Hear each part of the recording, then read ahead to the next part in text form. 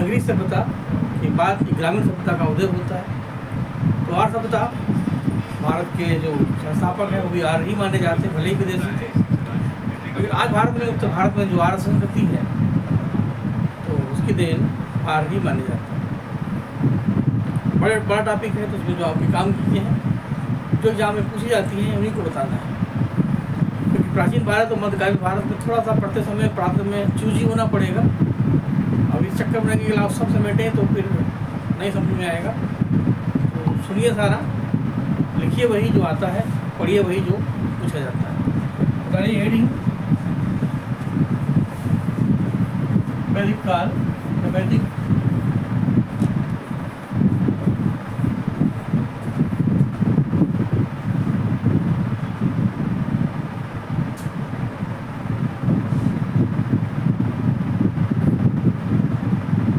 सभ्यता का अगर हम काल विभाजन देखें, माना जाता है कि सभ्यता के 2 चरण माने जाते हैं।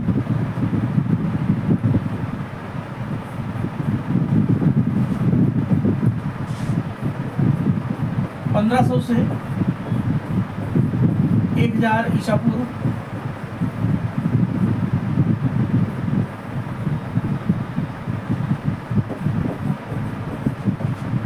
1000 से 600 ईसा पूर्व।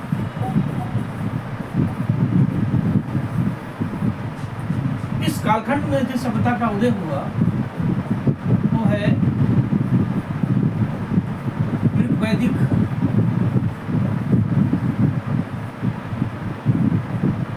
या पूर्व वैदिक। और इस सभ्यता में, इस कालखंड में उत्तर वैदिक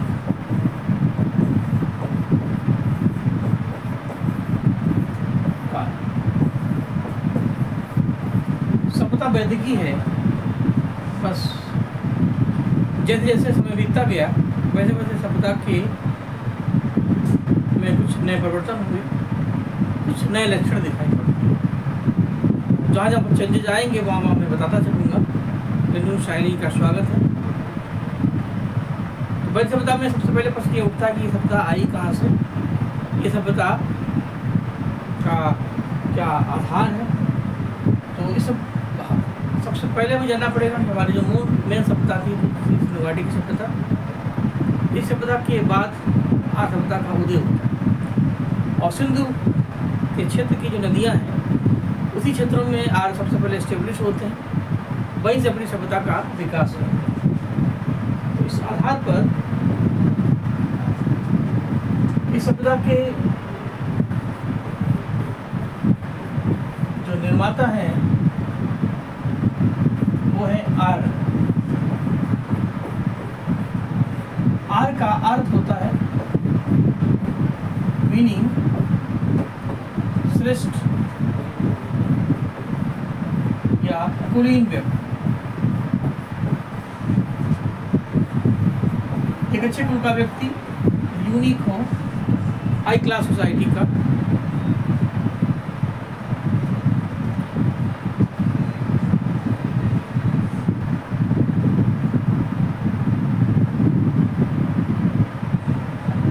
रेणु सैनी, आप आज से अप क्लास लेंगे। मैं आपकी बात सुन नहीं पाया हूँ रेणु जी। क्लास तो लगातार चली रही, कल की क्लास मैं नहीं ले पाया क्योंकि कॉलेज के ऑफिशियल वर्क के कारण हम नहीं आ पाए, लेट हो गए थे। बाकी इधर बीच में इलेक्शन था तो सबको भी इलेक्शन के लिए गांव जाना था, तो उस कारण दो दिन क्लासें नहीं हो पाई। तो आज हिस्ट्री का शेड्यूल है और कल संविधान का शेड्यूल था, तो कल संडे है तो संडे को हम कल का जो टॉपिक था वो संडे को पढ़ा देंगे। तो इस सभ्यता के निर्माता आर्य माने जाते हैं और इस सभ्यता का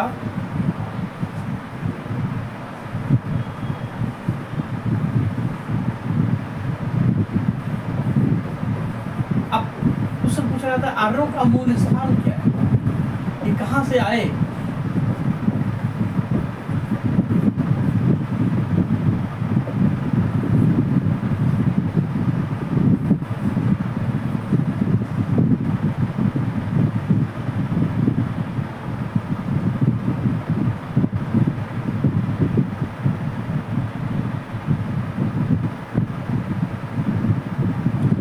अच्छा रेणु जी, आज आपकी हमारी पहली मुलाकात है, तो स्वागत है आपका। और कोशिश करिए थोड़ा सा क्लास में कंटिन्यूटी बनी रहे, क्योंकि अलग अलग दिन क्लास का अलग अलग शेड्यूल है। मंडे ट्यूसडे ज्योग्राफी के साथ हम आपसे मिलेंगे और शुरुआत के टॉपिक चल रहे हैं। बुध और बृहस्पति को संविधान के साथ हम आपसे मिलेंगे और फ्राइडे सैटरडे हिस्ट्री के साथ। हिस्ट्री में स्वतंत्रता संग्राम में पढ़ा चुका हूँ और संविधान में राज्यों का गठन हो चुका है। मौलिक अधिकार की शुरुआत हम कल से करेंगे, तो संडे है, तो सब कुछ हो चुका है, बढ़िया चल रहा है। जितने बच्चे जो वनडे की तैयारी करते हैं, यहाँ तक कि PCS, lower PCS, RO, ARO, SSC, railway, GS का कॉन्सेप्ट हर एग्जाम में आता है। 20-22 साल का अनुभव है, कहीं ना कहीं आपके काम आएगा। बस ईमानदारी से पेन कागज लेके चीज़ों को सुनते रहें, लिखते रहें और समझते रहें, तो अपना समय देंगे तो आपको अच्छा लगेगा। तो आरो का मूल स्थान, इसको बताने वाले मानने वाले अलग अलग लोग हैं। जैसे मैक्स मूलर के अनुसार इनका मूल स्थान है मध्य एशिया।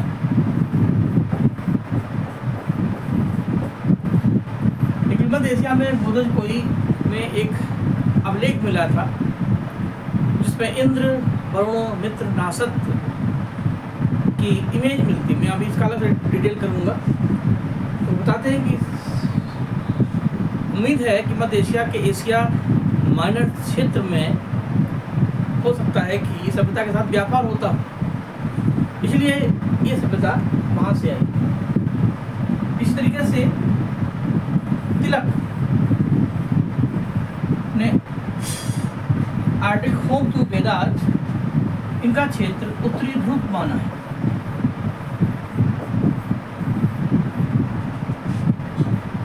दयानंद सरस्वती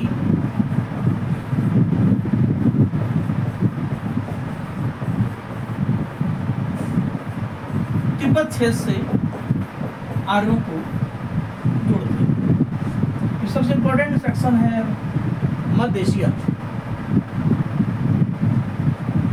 का क्षेत्र।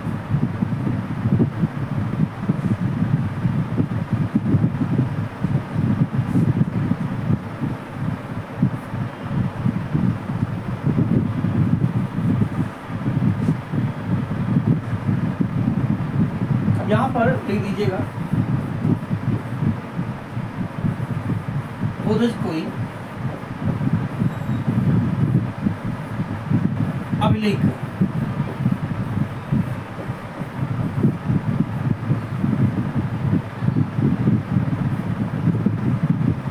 इसके प्राप्तकर्ता मैक्स मूलर, जिन्होंने इस अभिलेख को खोजा। और इसमें 4 वैदिक देवताओं का उल्लेख, उनके नाम आपको याद रखने हैं। इंद्र, वरुण, मित्र और नासक। ये पूछा जाता है आपके सभी एग्जाम में, कौन सा देवता नहीं था, कितने थे, किस अभिलेख में थे। और इसी के आधार पर यह माना जाता है कि कहीं ना कहीं ये अभिलेख वारित करता है मेरी सभ्यता का संबंध एशिया माइनर से रहा होगा। उसका क्षेत्र है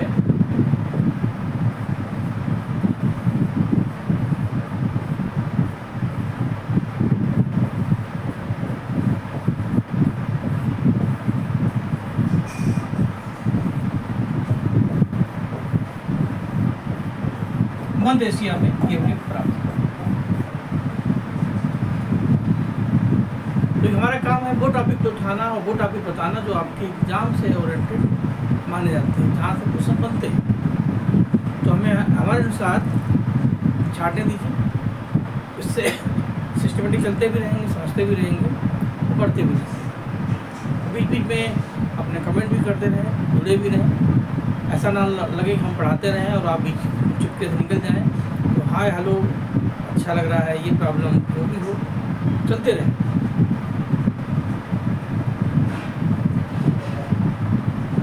आते हैं अगले पड़ाव को।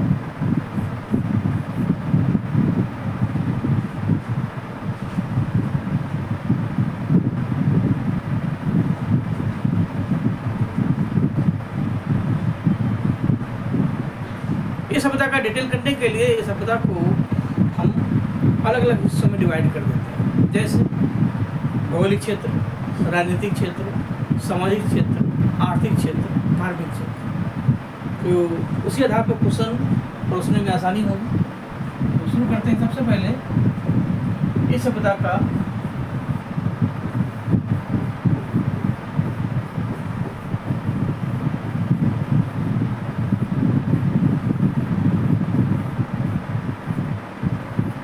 भौगोलिक क्षेत्र।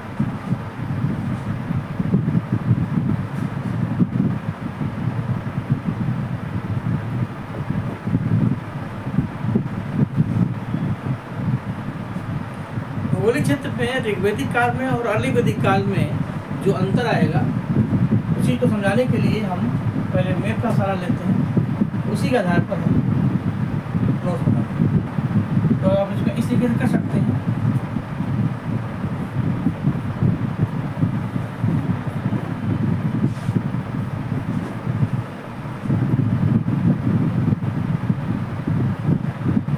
ऋग्वैदिक काल,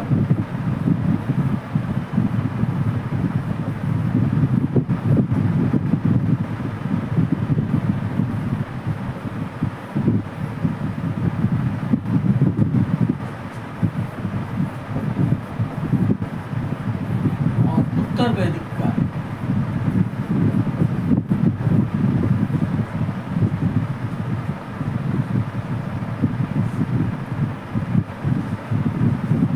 हो सके तो आप मैं बनाने की कोशिश करिएगा। नहीं हो पा रहा है तो फिर जो उसके बाद हम लिखवाए हैं तो आप लिख लीजिएगा। ऋग्वैदिक काल के लिए आइए आपको लेकर चलते हैं सिंधु घाटी की सभ्यता की तरफ।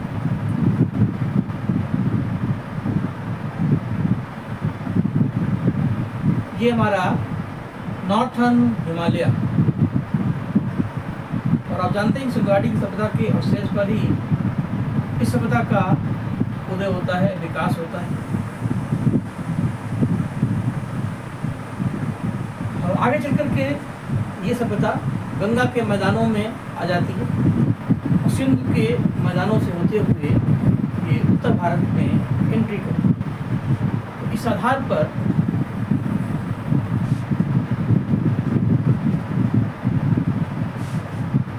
अब ये है इंडस नदी। अब ज्योग्राफी में आपको मैं पढ़ाई रहा हूँ, हिमालय हो चुका है, दक्षिण भारत चल रहा है और नदियाँ आवातन तभी आपको पढ़ाना भी है। हर विषय आपस में जुड़ा है। अभी आपके ऊपर है, आप कितनी खूबसूरती से चीज़ों को समझते हैं। ये सिंधु है और उसकी बाकी की जो ट्रिब्यूटरी हैं, जो सहायक नदियाँ हैं, आपको मैंने बताई थी। सिंधु, झेलम, चिनाब, रावी, सतलज नदी, ब्यास और घग्गर नदी, सरस्वती नदी। वैदिक काल में इन नदियों के वैदिक नाम रखे गए संस्कृत में। हड़प्पा सभ्यता इन नदियों के किनारे किनारे थी। आप केवल सिंधु नदी ही बना दीजिए, कोई दिक्कत नहीं। तो झेलम, चिनाब, रावी, ब्यास और सतलज, ये नदियाँ पहले भी थी, ये नदियाँ आज भी। और हड़प्पा रावी नदी के किनारे था, मोहनजोदड़ो नदी के किनारे था, आज भी है, पहले भी था। तो जब सिंधु नदी में बाढ़ आती है तो भारत में आर्यों की एंट्री होती है। व्यापार की तलाश में, जिंदगी की तलाश में माना जाता है कि आर्य भारत में एंट्री करते हैं, हिमालय के रास्ते से या एशिया के रास्ते से भारत में आते हैं और इस पूरी सभ्यता को जीतने की करने की कोशिश करते हैं। इस क्षेत्र में उन्होंने अपने को सेटल किया और माना जाता है ये जो क्षेत्र है जहाँ पर आज इंडस सिविलाइजेशन है, इसी सिविलाइजेशन में उन्होंने अपने को सेटल किया। ये सिंधु और उनकी साइडों का क्षेत्र है। इसी को सप्त सैंधव प्रदेश कहते हैं, 7 नदियों का मैदान, जिसमें सिंध के अलावा झेलम, चिनाव, रावी, ब्यास, सतलज और सरस्वती, यही आर्यों का आर्यावर्त है। ये ऋग्वेदिक काल की विशेषता है। तो उन्होंने इस क्षेत्र में अपने को सेटल किया।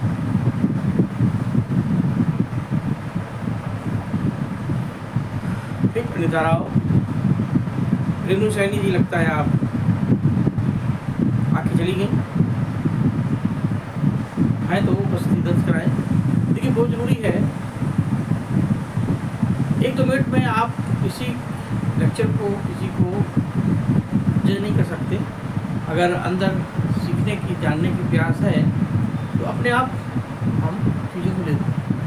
कोशिश करिए कि बने रहें और सीखें और समझें।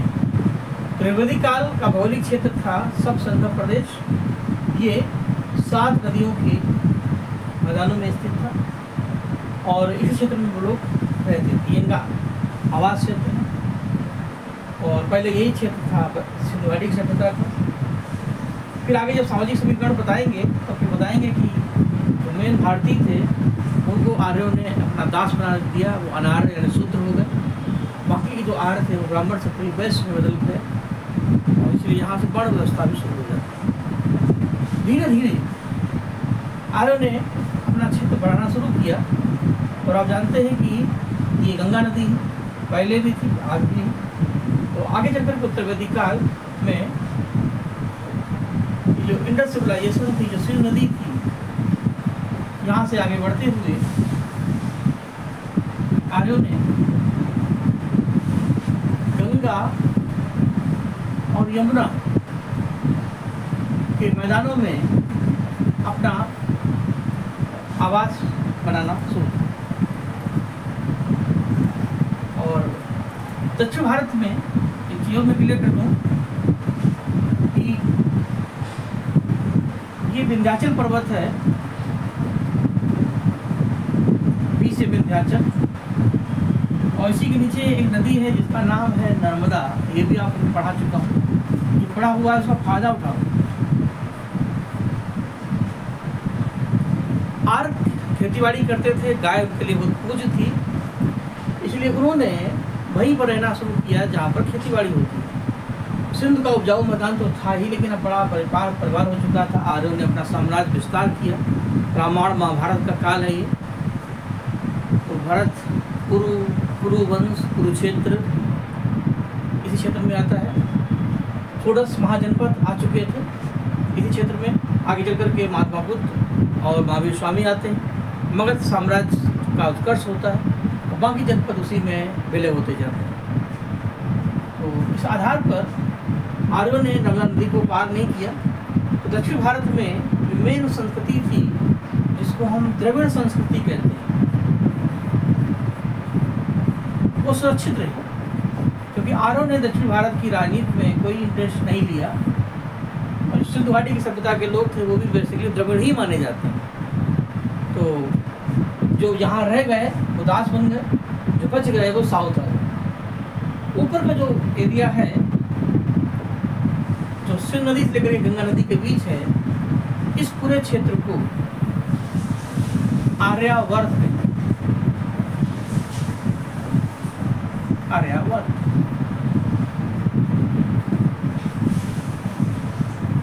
उत्तर वैदिक काल को में जो आर्यों का क्षेत्र था वो आर्यावर्त था।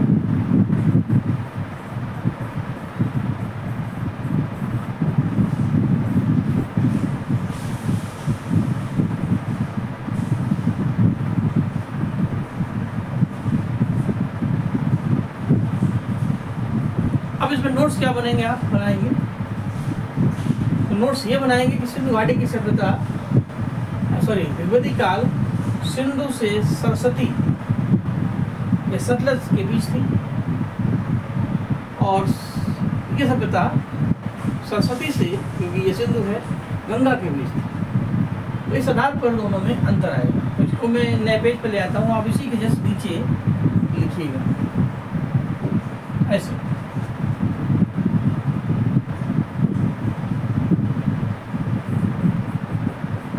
ऋग्वैदिक, क्योंकि मुझे लिखना पड़ेगा, क्योंकि अचानक कोई नया बच्चा आ जाएगा, मुझे पता नहीं क्या पढ़ा रहे हैं। उत्तर वैदिक,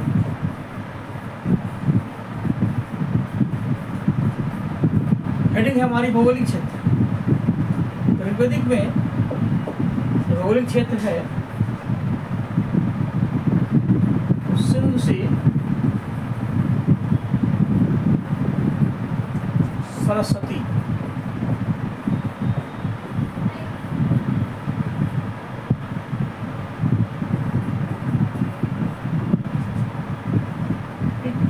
यही कहलाता है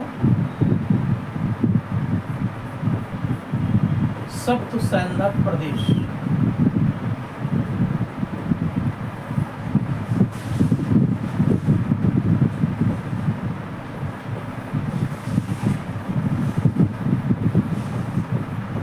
सप्त सैंधव प्रदेश।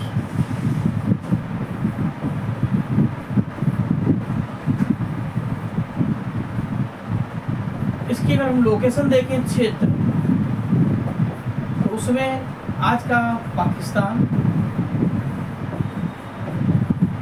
अफगानिस्तान का कुछ हिस्सा, जम्मू कश्मीर, पंजाब और कुछ हद तक हरियाणा भी आ जाए।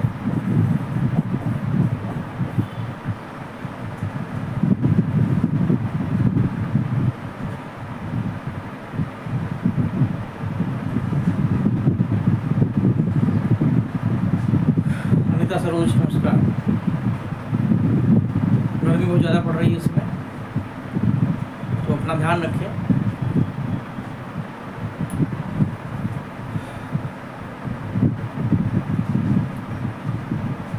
उत्तर वैदिक काल की बात करें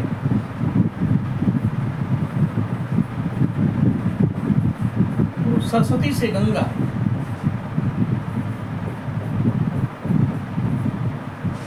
और इसको बोलते हैं आर्यावर्त।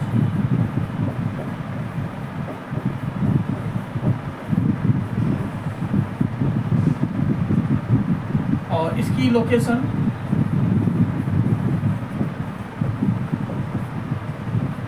में पंजाब तो रहेगा ही,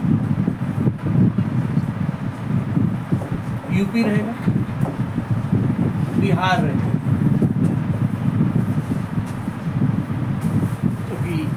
आर्य सभ्यता गंगा के किनारे बिहार तक पहुंच चुकी थी। आप फिगर से वगैरह देख सकते हैं, देखिए गंगा नदी ये है।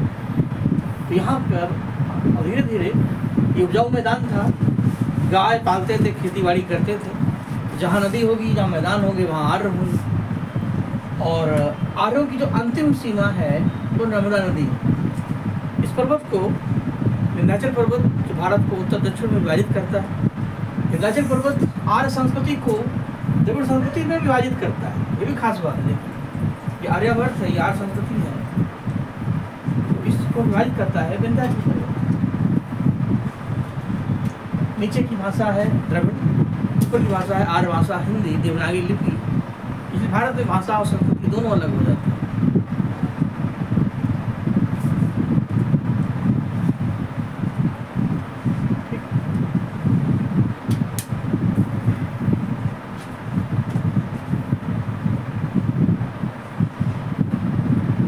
ये हो जाएगा भौगोलिक क्षेत्र।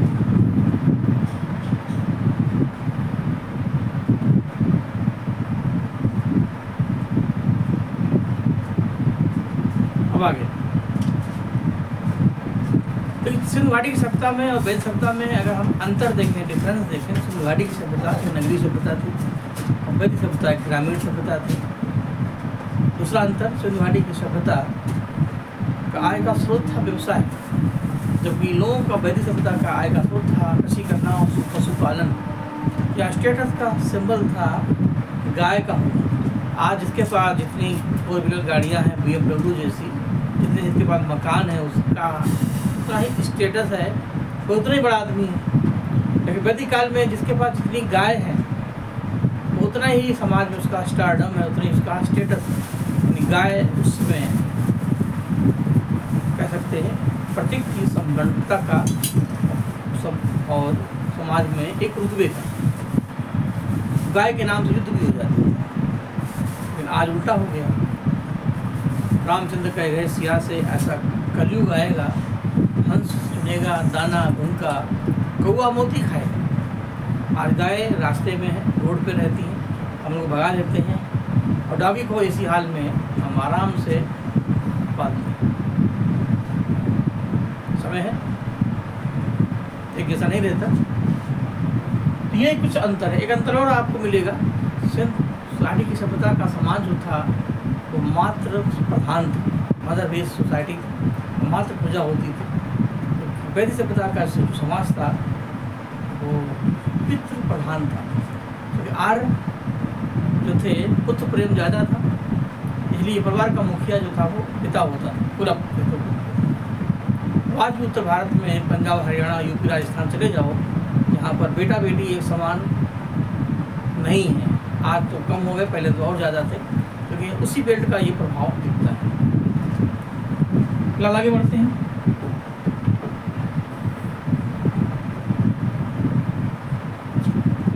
अब यहाँ पर कुछ बातें और कर लेते हैं।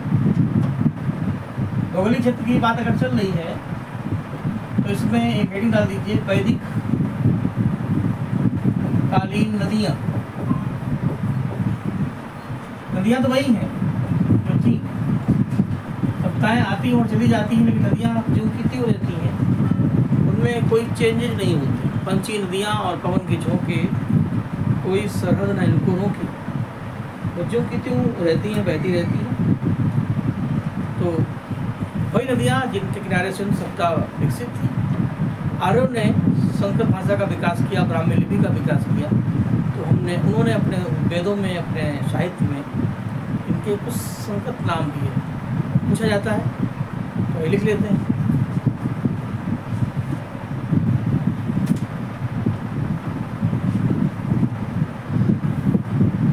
जैसे नदी, उसका वैदिक नाम क्या है?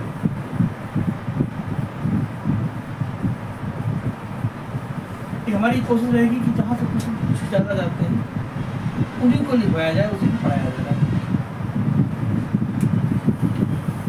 सतलज, बाकी आप सभ्यता को समझिए। सतलज को बोलते हैं सतुद्री।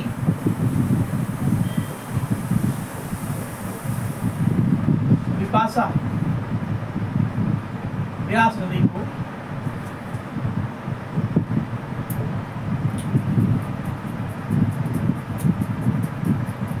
व्यास तो विपाशा बोलते हैं।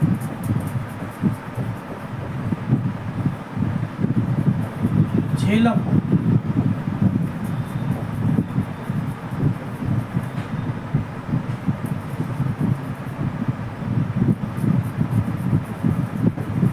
नितस्ता,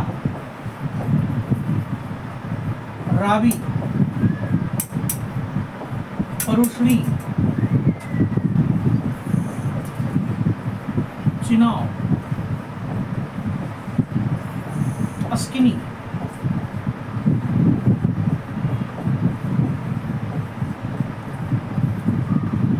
इनमें से एक दो नदियाँ आ जाती हैं एग्जाम में।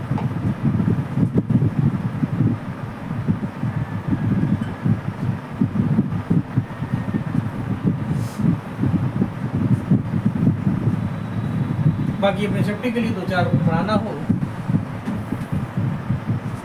तो गोमती नदी,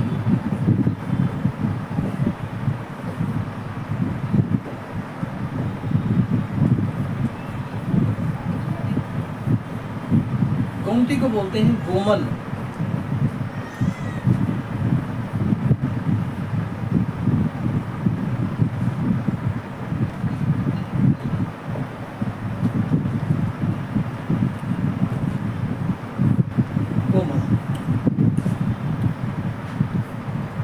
घग्गर नदी को बोलते हैं द्वसदती।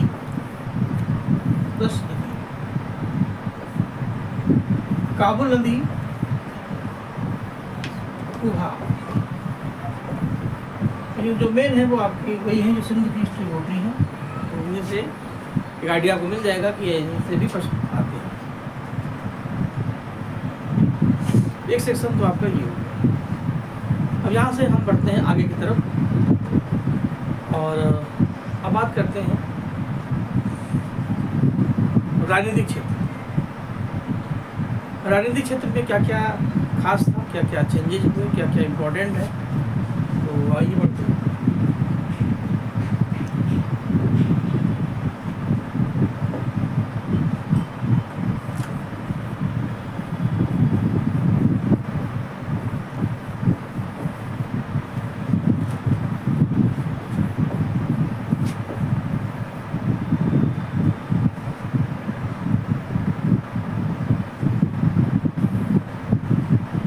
राजनीतिक क्षेत्र में खास बात ये थी, चाहे उत्तर वैदिक काल हो चाहे ऋग्वैदिक काल हो, परिवार जो था, प्रशासन, एडमिनिस्ट्रेशन,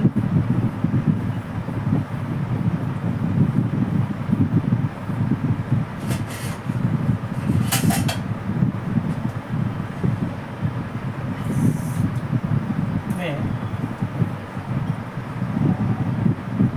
ये जो राजनीतिक इकाइयाँ थी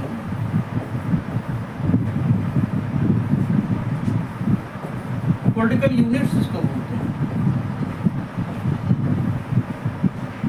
चार थे।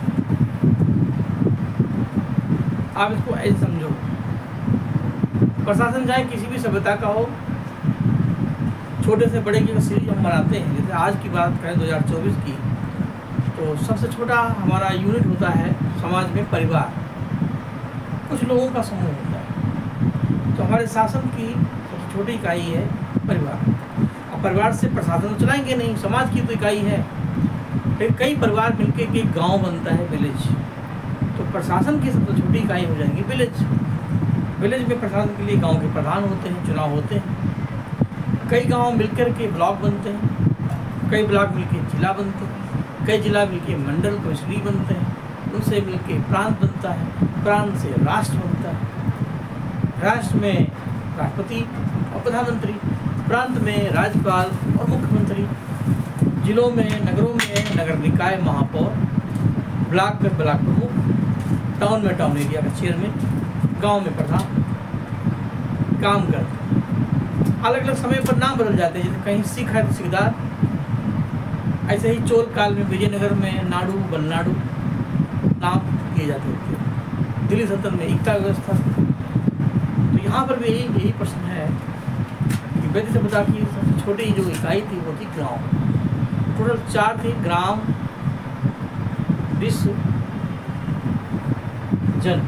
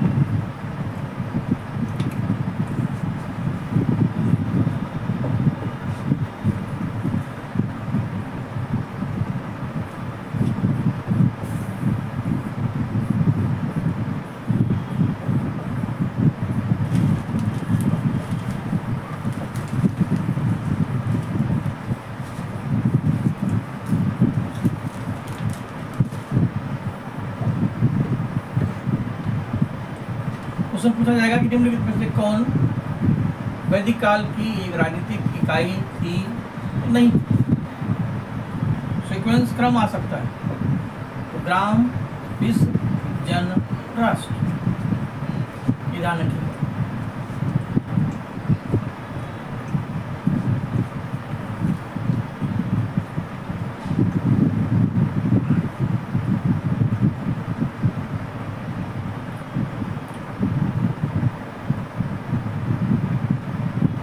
गांव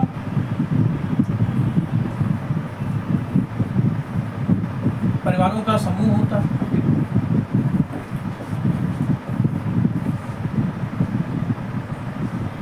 इसके जो प्रमुख होते हैं उनको हम ग्रामणी कहते हैं।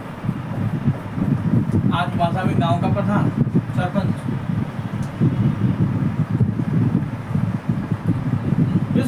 कई गांव मिलकर विश्व बनता है। जैसे आज भाषा में ब्लॉक बनते हैं, ब्लॉक।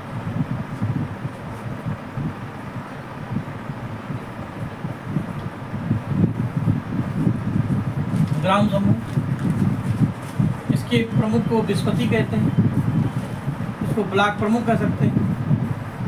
प्रशासन वही है, बस समय के अनुसार चैनल बदल गया मेरे भाई, लेकिन पिक्चर वही है।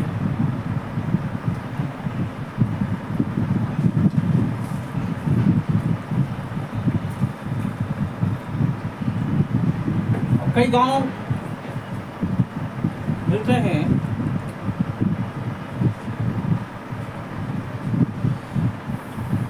भी बनता है। जन, विश्व, कई ब्लॉक जब मिलते हैं तो जन यानी जिला बनता है, उसको जनपति बोलते हैं।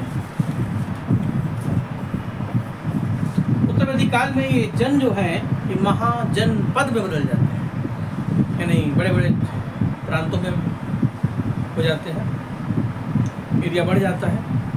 राजा अब कई एरिया का क्षेत्र का स्वामी हो जाता है। जन बनते हैं महाजन, छोटे वाले या बड़े वाले बन जाते हैं। और कई जन मिलके बनता है एक राष्ट्र। कई जन शामिल होते हैं, कई जिले मिलते हैं, जन मिलते हैं, राष्ट्र बनता है, जिसका प्रमुख होता है राजा, राजन।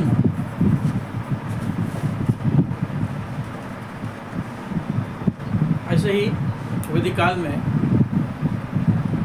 उन्हीं से कुल बनते हैं। जैसे भरत कुल के राजा थे सुदास, उनको हराने के लिए 10 अलग अलग जन आए। कुछ आर थे, कुछ अनार थे, कुछ दक्षिण भारत से आए, कुछ उत्तर भारत से थे। तो सबसे पावरफुल जन था वो था कुरुवंश, कुरु जन, कोई बताएंगे। और राजा सुदास की जीत होती है, कुरु की हार होती है। फिर आगे चल के भारत कुल के थे राजा सुदास, भारत जन के। भरत और कुरु आपस में मिल जाते हैं, उनके साथ वैवाहिक संबंध हो, राय संबंध बनते हैं। एक नया कुल बनता है कुरु। कुरु से कुरुक्षेत्र बनता है, यानी रामायण काल महाभारत काल में बदल जाता है। उसी दौर का भारत है। जब आर्यपुत्र भीष्म पितामह थे तो ये उसी दौर का विश्वामित्र वशिष्ठ ऋषि जो आप पढ़ते हैं रामायण में, ये आपको वैदिक काल में मिलते हैं। तो माना जाता है त्रेता युग और द्वापर युग। त्रेता युग को हम वैदिक काल में ला सकते हैं, द्वापर युग को हम उत्तर वैदिक काल में ला सकते हैं। उत्तर वैदिक काल में जब 16 महाजनपद पढ़ेंगे तब आपको गांधार मिलेगा। गांधार की कौन थी? गांधारी। गांधारी का मतलब है शकुनी मामा की बहन। इस तरीके से आपके कौशल प्रांत मिलेगा। कई से प्रांत मिलते हैं जिनका उल्लेख महाभारत काल में है। कुरुक्षेत्र इंद्रप्रस्थ की राजधानी थी। ये उस समय क्या आ चुका। चार थी पढ़ने की पहले प्रमुख थे ग्रामीण,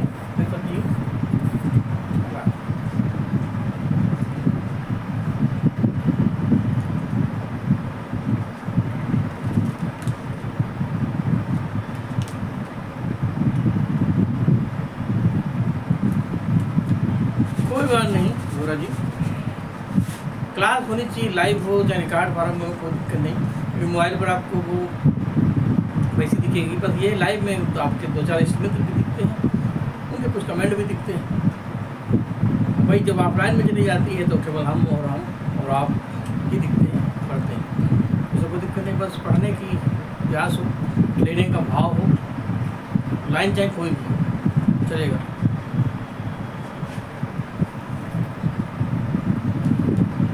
प्राथमिक क्षेत्र में अगली हेडिंग हम डालेंगे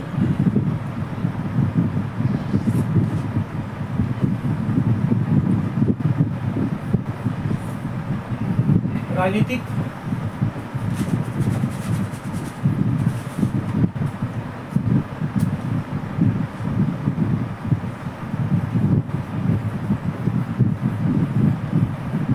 समितियां, कमेटी,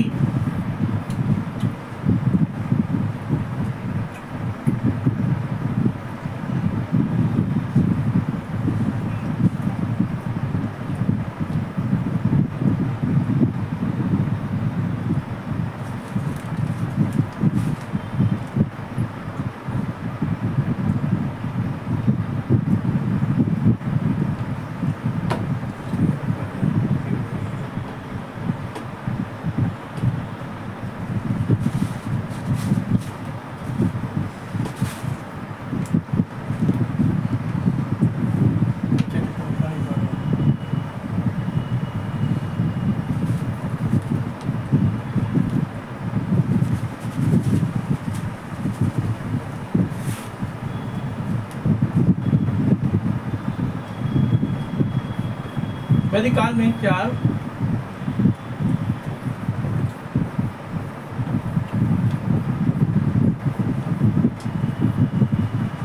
समितियां दिखाई पड़ती हैं।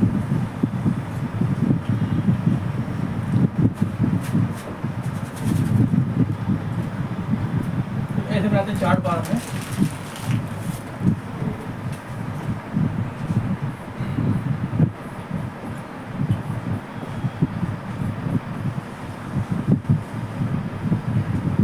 सभा,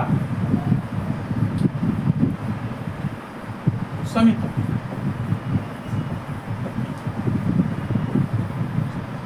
गण,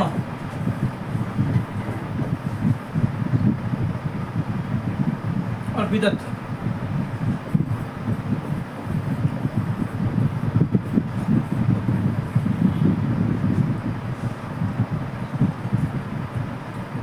सभा, समिति, गण और विदत।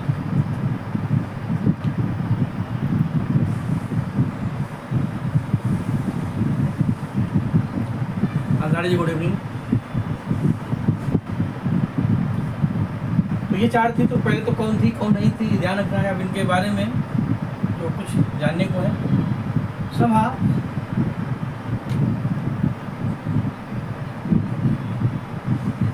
इसमें सबसे महत्वपूर्ण जो कमेटी थी वो समिति थी। राजा के कार्यों को नियंत्रित करना, राजा के निर्वाचन में हिस्सा लेना, राजा को सलाह देना। जैसे आज राजा हमारे राष्ट्रपति और प्रधानमंत्री हैं, इनकी सहायता के लिए एक कमेटी बनती है जिसको मंत्रिपरिषद कह सकते हैं। तो राजा के कार्यों को नियंत्रित करती। तो उसी तरीके से एक समिति रही होगी जो राजा की मदद करती। सभा जो थी एक पीपल असेंबली थी, ये आम सभा थी, जनसभा थी।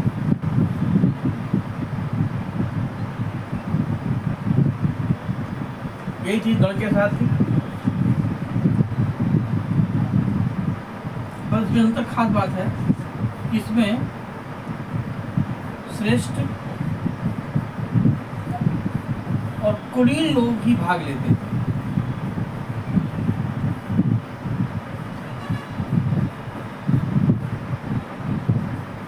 आम आदमी के लिए जगह नहीं थी। ये जनसभा थी लेकिन आम जनसभा नहीं।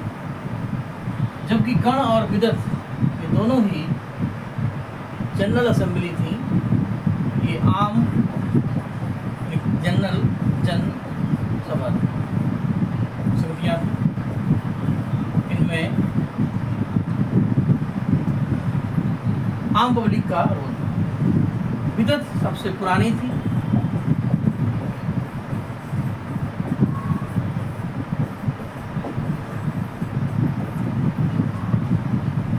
समिति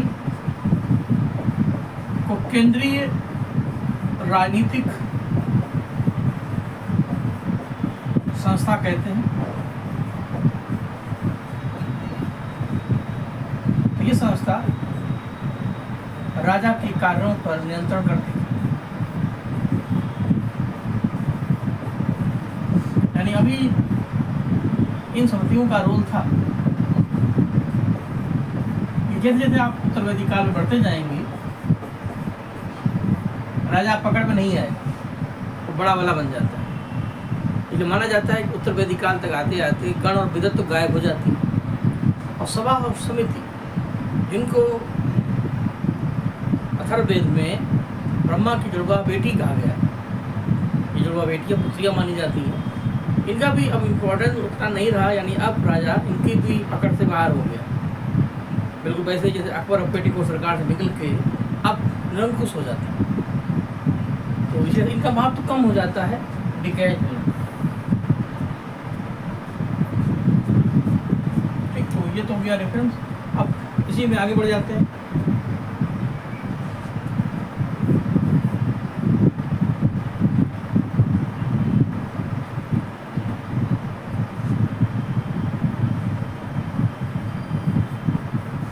उत्तरवैदिक काल तक आते आते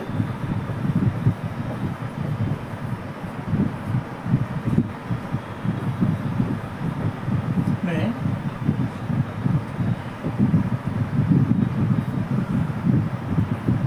गण और विदत समाप्त हो जाती, इनकी कहानी खत्म। केवल सभा और समिति का अस्तित्व। अभी क्या आप लिख रहे हैं, ये फैक्ट्स आपके पास है। एग्जाम में पेपर बनेगा तो उसी तरीके से क्वेश्चन बनेंगे और आप कैसे कर पाते हैं। सभा समिति अब अस्तित्व में थी, यानी वर्किंग में थी, लेकिन ये अब उतनी प्रभावहीन हो गई और उतना ज़्यादा इनमें पावर नहीं थी कि राजा को अब रोक सका जाए। उसकी वजह मैं बताता हूँ अभी। सभा और समिति जो है ब्रह्मा की या प्रजापति की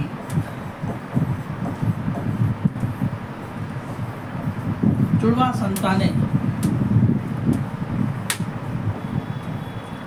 हैं या बेटियां हैं, डाटर हैं। ये स्टेटमेंट मिलता है अथर्ववेद में।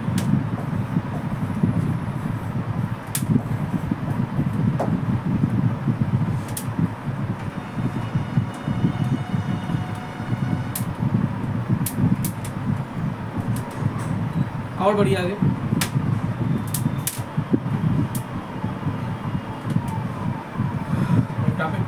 बड़ा है और पॉइंट भी अच्छे खाते हैं, क्योंकि हमें ऋग्वैदिक उत्तरवैदिक दोनों को लेके चलना है। जो कॉमन है वो बताना है, जो चेंज है वो भी बताना है। थोड़ा समय लगेगा।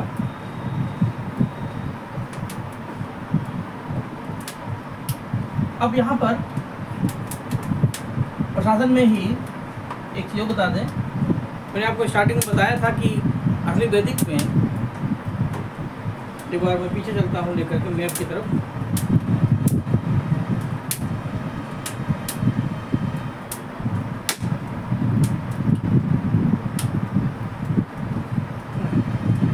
मैंने बताया था कि अर्ली वैदिक में शुरुआत में 1000 से 600 साल ईस्वी के आसपास आर्यों की रहन सहन वाड़ी की सभ्यता के आसपास थी। उन्होंने यहीं पर अपने को सेटल किया। धीरे धीरे महत्वाकांक्षा बढ़ती रही, तो बस सरस्वती और सगर नदी से आगे बढ़े, बढ़ते बढ़ते गंगा नदी है, ये गंगा, इस नदी को भी पार किया यहाँ पे। फिर ये पूरा गंगा का जो मैदान है इसको आर्यावर्त बोलते हैं, उसको कब्जा किया। दक्षिण वो गए नहीं, यहीं पर यह सभ्यता फली और फूली।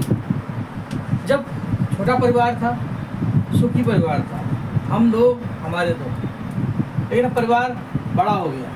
राजा एक पेड़ की डाल की कई शाखाएं फूटी, शाखाओं से शाखाएं फूटी। सिंपल सी बात है, इतने बड़े परिवार को चलाने के लिए प्रशासन भी ज़्यादा चाहिए। तो ऐतरेय ब्राह्मण में, काम की बात सुनिए, ऐतरेय ब्राह्मण में ये मिलता है कि आर्यावर्त में राजा के कई प्रकार मिलते हैं, उसे कई क्षेत्र मिलते हैं। अब पहले एक राजा था, तो राजन बोलते थे, जिस पूरे क्षेत्र को चलाता था। अब इस पूरे आर्यावर्त में जो बिहार से लेकर के पाकिस्तान, अफगानिस्तान तक फैला है, कश्मीर से लेकर के उत्तरी महाराष्ट्र तक फैला है, इतने बड़े क्षेत्र में एक नहीं कई राजा हैं। तो ऐतरेय ब्राह्मण में इसी का उल्लेख मिलता है, पूर्व में, पश्चिम में, उत्तर में, दक्षिण में। तो ये नाम आ सकते हैं आपके एग्जाम में। ये मिलता है उत्तर वैदिक काल में। तो उत्तर वैदिक काल में जो जन है वो महाजनपद में कन्वर्ट हो गया। ये अगर एक जन है जो जिला जैसा है, तो ये पूरे आर्यावर्त में अब महाजनपद, ये मगध है, इसको मगध लिख देते हैं। ये बन गया महाजन, बड़ा वाला जन। पद लिख देते हैं महाजनपद, जो एक प्रांत जैसा होगा, स्टेट जैसा होगा। उसमें कुल मिलाकर के हम कह सकते हैं उत्तर वैदिक काल तक आते आते 16 प्रांत बन चुके थे। मगध, अवंती, कोसल, गांधार, अस्मक, मत्स्य, वत्स, अंग पढ़ाएंगे आपको। और इन्हीं क्षेत्रों में महात्मा बुद्ध का जन्म होता है। मगध धीरे धीरे पावरफुल होता है और फिर इस पूरे क्षेत्र में मौर्य साम्राज्य का विस्तार। तो ये चेंज है जो आपको दिखा रहे हैं। जन है वो महाजनपद में बदल गया। तो अब आते हैं अपने नोट्स की तरफ वापस। ठीक है, जो चीज़ें समझने वाली है अगर आपको, आप समझ के पढ़ते हैं तब तो समझ में आएगा। बाकी नॉर्मल लगेगा कि अरे इसमें तो सही होता है।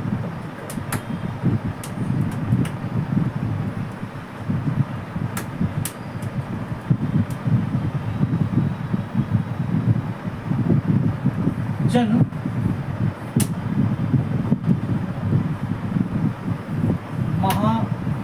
महाजनपद में परिवर्तित हो उत्तर वैदिक काल में।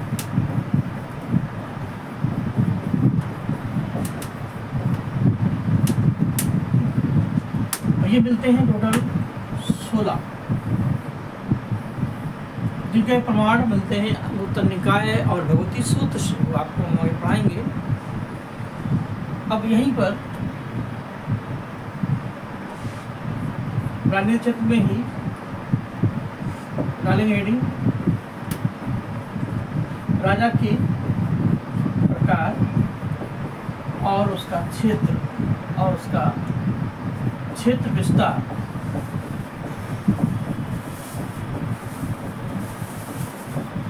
Types of king and administration area.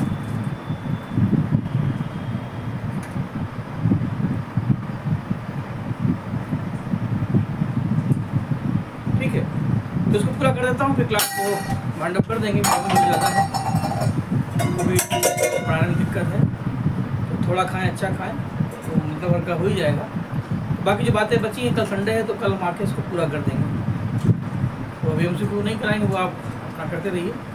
तो जल्दी जल्दी आप चीज़ें पूरी हो जाए। बीच बीच में जो डिस्टर्बेंस होते हैं, क्योंकि जाहिर बात है और भी काम होते हैं, ये भी देखना है, वो भी सबको बैलेंस लेके चलना है। तो बैकअप में इसलिए संडे को रखा है, तो गड़बड़ हो जाए तो संडे हमारे पास हो। एक दिन तो चाहिए होता है हमको भी आराम करने के लिए, लेकिन आराम हराम है कि बिना पढ़ाए काम भी नहीं चलेगा। तो राजा के प्रकार और क्षेत्र में इसका जो स्रोत है, आधार है,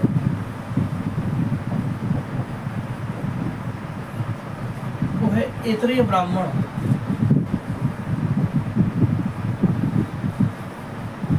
ऐतरेय ब्राह्मण इतने ब्राह्मण में कहा गया है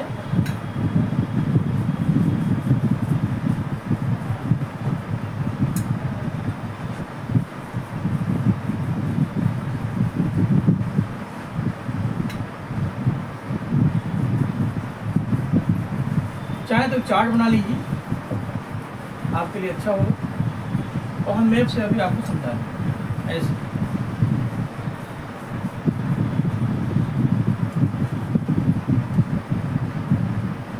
तीन कॉलम बना दीजिए।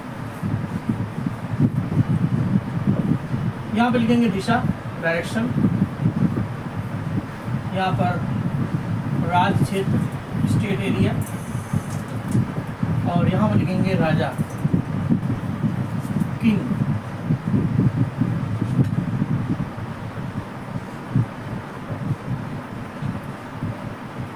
East, west, north, south. ये तो अंडरस्टूड है, या तो आप खुद ही कर लेंगे। हमने शॉर्ट में लिखा है पूरा पश्चिम, उत्तर, दक्षिण।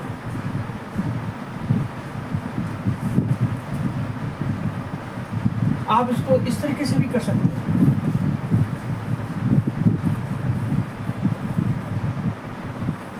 वीडियो बनाने में अगर दिक्कत है तो आप इस तरीके से बड़ा सा चार्ट बनाइए, और इसी के नीचे यहाँ पर ऐसे लिख दीजिए। ये पूरा है आर्यावर्त। ये हम अपनी स्टाइल से पढ़ाएंगे, जैसे हम पढ़ाते आए। सांप भी मर जाए और लाठी भी ना टूटे।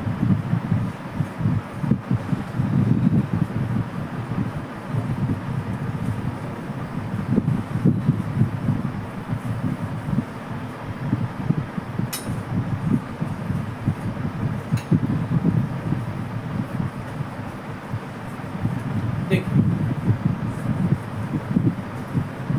ये है भारत का प्रायद्वीपीय क्षेत्र, ये है उत्तर भारत का आर्यावर्त क्षेत्र।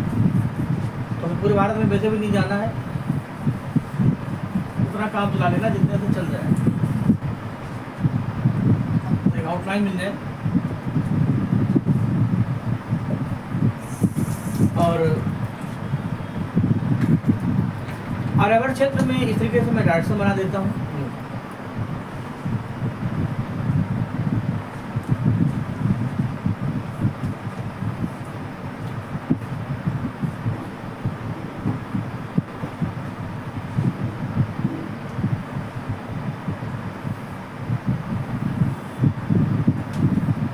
ये है आर्यावर्त। आर्यवर्त क्षेत्र। नीचे है द्रविड़ क्षेत्र, जहाँ आर्यों ने प्रवेश नहीं किया। अब इस पूरे आर्यावर्त में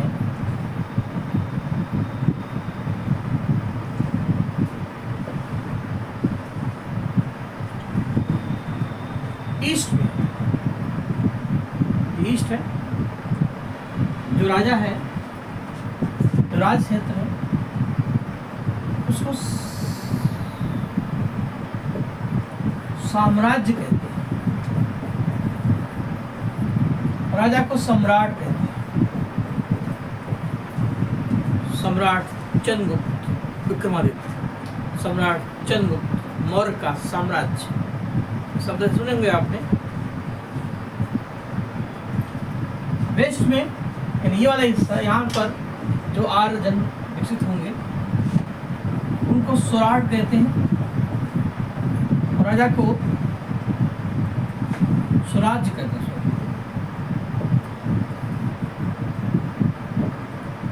स्वराज्य।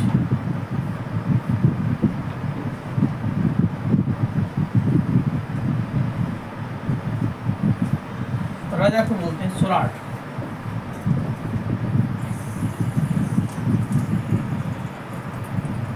उत्तर में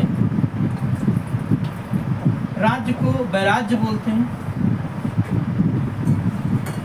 और राजा को विराट बोलते हैं। यहीं से बनेगा विराट कोहली, उत्तर में दिल्ली के हैं।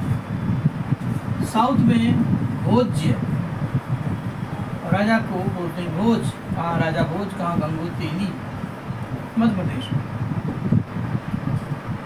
कुल मिलाकर के संधि ये है कि सम्राट, स्वराट, विराट, भोज। सम्राट,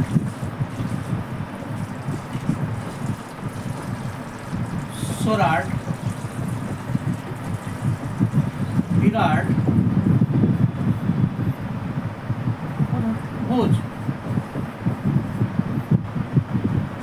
और एक डायरेक्शन अभी रह गई, भी ध्यान नहीं दिए, वो है सेंटर पर मिडिल में। राजा इतना सब होने के बावजूद भी जो मध्य क्षेत्र है, जहाँ मैं लिख देता हूँ मध्य, वहाँ होता है राज्य, जिसका होता है राजा, जिसको राजन कहते हैं। तो यहाँ पर मध्य क्षेत्र ये है। तो मध्य में राजा, जो यहाँ परिवार में उसका अपना जो सूर्य होता है, सब बाकी उसके आसपास भोज। तो इस तरीके से वैदिक काल में भोज, सम्राट, विराट, स्वराट मिलकर के राजा की हेल्प होती। कहने को युवराज भी हो सकते हैं। चीज़ें काफ़ी अच्छी हैं। अब इसमें से आप सब भी, आप एग्जाम में 4 आते हैं, ABCD, ये हमने बना भी दिए, और पूछा जाएगा सुमेलित करो, कूट मिलाओ। ये सब हुआ था उत्तर ब्राह्मण, उत्तर वैदिक काल। तो ये सारी बातें थी आपकी राजनीतिक क्षेत्र की। बाकी अभी चैप्टर जो अंडर प्रोसेस में चल रहा है, ये और भी कई पॉइंट हैं जो आज नहीं हो पाए, चूँकि नया शुरू करेंगे तो फिर आगे बढ़ना पड़ेगा। तो दासराज युग तो हम कल बता देंगे। उसी के आगे सामाजिक धार्मिक क्षेत्र में बहुत ज़्यादा पॉइंट नहीं है, लेकिन 2-2, 4-4 है। जैसे ऋग्वेद के 10 मंडल हैं, उनसे क्वेश्चन आते हैं। किस मंडल में कौन से ऋषि हैं, इनसे प्रश्न पूछे जाते हैं। वेदांग पूछे जाते हैं। मतलब जहाँ जहाँ क्वेश्चन आता है, मतलब फाइलम नहीं पढ़ना है। वेदांग 6 हैं, आपको आने चाहिए। उसी उत्तर वैदिक काल में ही जो 6 दर्शन हैं, सांख्य, योग, मीमांसा, वैशेषिक, इनके संस्थापक आचार्य पूछे जाते हैं। 4 वेद के जो पुरोहित हैं, उद्गाता, होता, अध्वर्यु, ये पूछे जाते हैं। इतना आना चाहिए। बाकी वेद कितने हैं, उपनिषद कितने हैं, कितने ब्राह्मण हैं, ये सब आपके लिए मैं छोड़ देता हूँ। कम से कम जो बेसिक है इतना भी हो जाए हमारी तरफ से तो भी अच्छी बात। तो कल वैदिक काल पार्ट 2 लेके आएंगे। तब तक के लिए पढ़ते रहिए, पढ़ते रहिए, मस्त रहिए। जय हिंद।